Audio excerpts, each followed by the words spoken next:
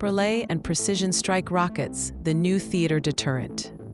Modern deterrence in a theater fight is about compressing timelines and expanding choices, hitting hard targets fast from inside your own air defense umbrella, before the opponent can move, disperse, or reinforce. India's Pralay quasi-ballistic missile and emerging precision strike rocket systems are built for that job.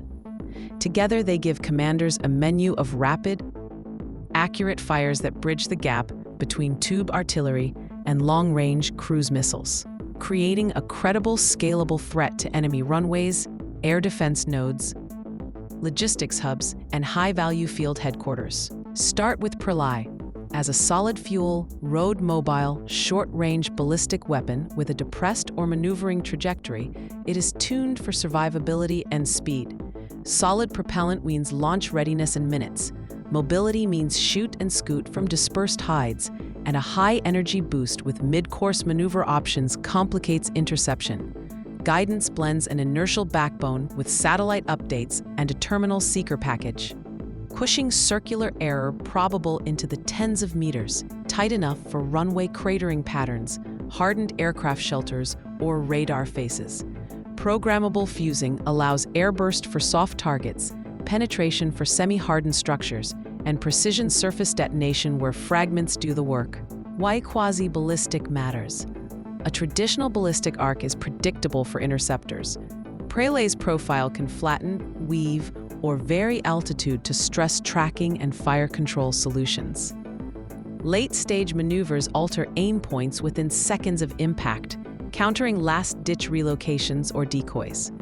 When paired with coordinated salvos, one round can saturate a defender's radar and interceptor magazine, while follow-ons arrive inside the reload window. The net effect is to push enemy air defense assets away from the front line or keep them radiating under pressure, both of which degrade their ability to cover strike packages and logistics flows. Precision strike rockets fill the tier below. Think long-range rockets in modular pods fired from wheeled launchers, each round guided by INS GPS with optional terminal seekers. Ranges stretch from 70 to 150 plus kilometers depending on caliber and upgrades, with CEPs measured in single-digit meters for some variants. The attraction is mass and tempo. A battalion can ripple dozens of guided rockets in under a minute, laying precise patterns on airfields, bridges, staging areas, or SAM support vehicles without exposing aircraft or expending scarce cruise missiles. Warheads are modular, unitary blast fragmentation for point targets, submunitions where policy allows, or smart anti-runway penetrators that cut and cross-cut concrete to delay repairs. Kill chains are only as good as their cues, so targeting networks matter. Unmanned aircraft, ground reconnaissance, counter-battery radars, and space-based imagery provide initial coordinates. Electronic support measures and passive sensors refine the picture, and fast data links push aim points to launchers in near real time. For mobile targets, air defense radars, logistics convoys, time on target planning, and shoot-move discipline keep salvos relevant. The doctrine shifts from wait for perfect to shoot for good enough in minutes, accepting iterative damage on high-value systems that are hard to replace quickly. In a combined arms fight, effects stack.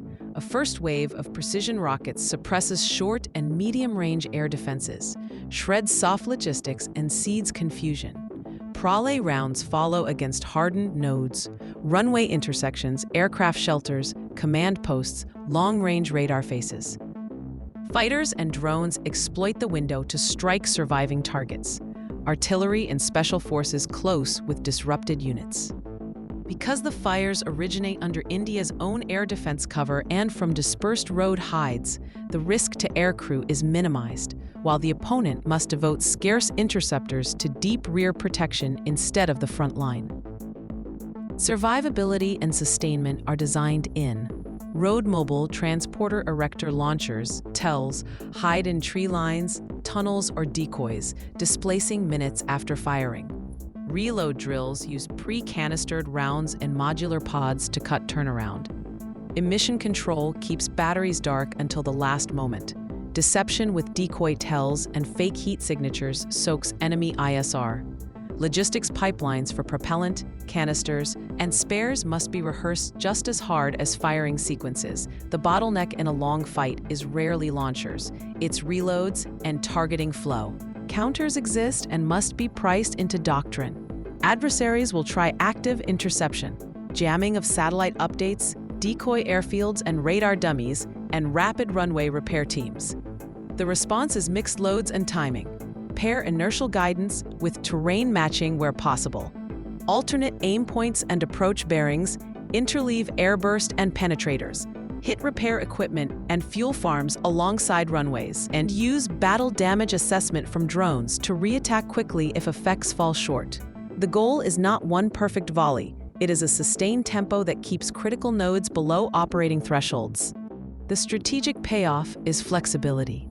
With Pralay and precision rockets in the quiver, political leaders gain options between diplomacy and deep strike air campaigns. Visible, rapid, proportionate punishment that imposes military costs without prolonged overflight of defended airspace. Regionally, the knowledge that airbases and SAM grids can be held at risk from road mobile launchers complicates any adversary's opening night plan and raises the bar for coercion. For deep dives on theater-range missiles, guided rockets, and India's evolving precision fires doctrine, visit globalinfoveta.com.